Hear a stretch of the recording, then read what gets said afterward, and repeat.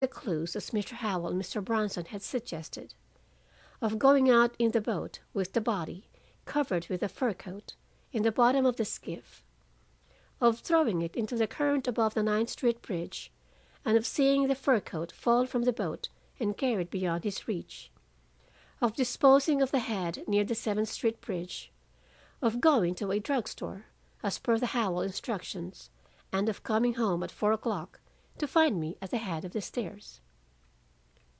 Several points of confusion remained. One had been caused by Temple Hope's refusal to admit that the dress and hat that figured in the case were to be used by her the next week at the theater.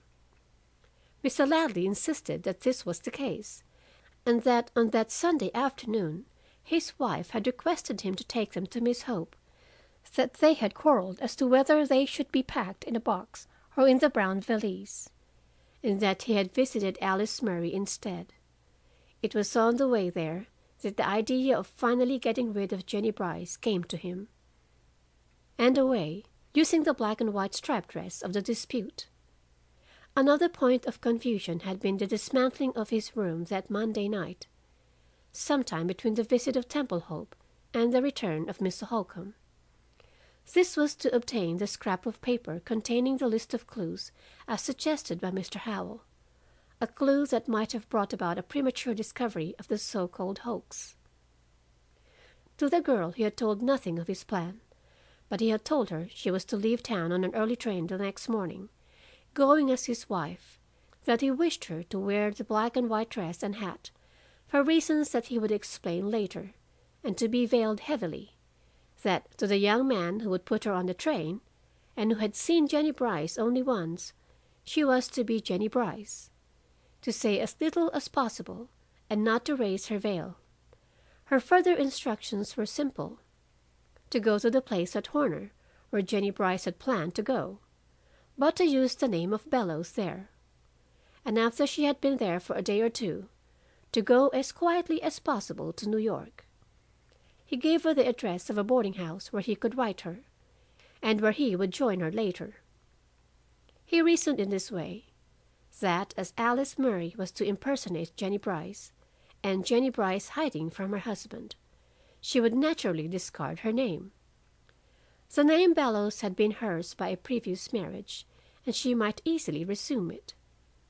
Thus, to establish his innocence, he had not only the evidence of Howell and Bronson that the whole thing was a gigantic hoax.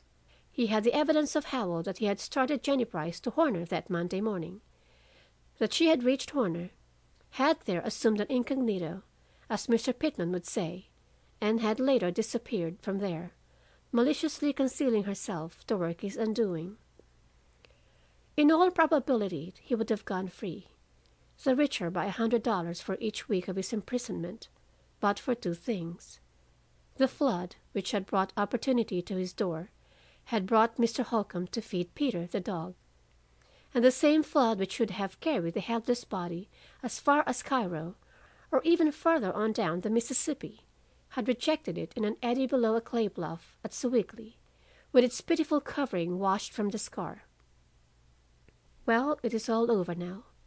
Mr. Ladley is dead, and Alice Murray, and even Peter lies in the yard. Mr. Reynolds made a small wooden cross over Peter's grave, and carved "Till we meet again" on it. I dare say the next flood will find it in Molly Maguire's kitchen. Mr. Howell and Lida are married. Mr. Howell inherited some money, I believe, and what with that and Lida declaring she would either marry him in the church or run off to Steubenville, Ohio, Alma had to consent.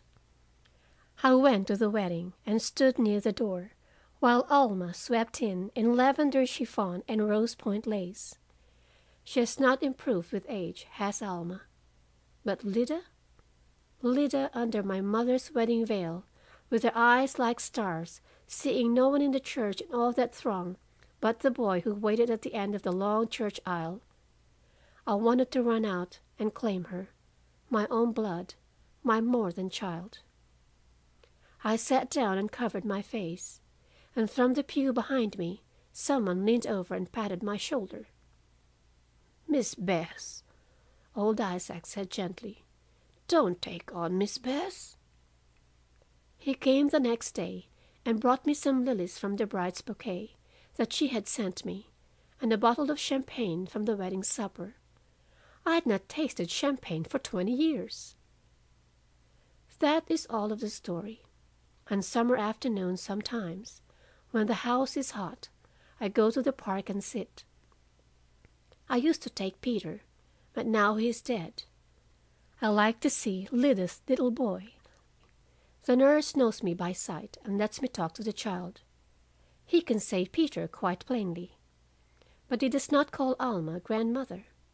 The nurse says she does not like it. He calls her Nana.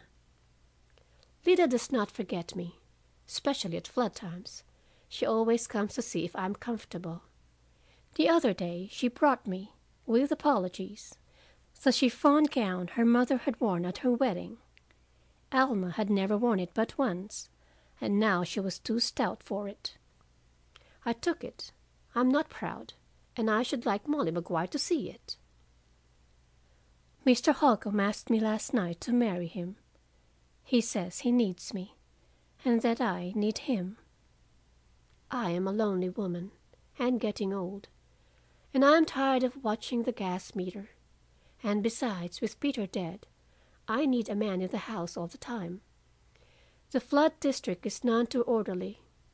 Besides, when I have a wedding dress laid away and a bottle of good wine, it seems a pity not to use them. I think I shall do it.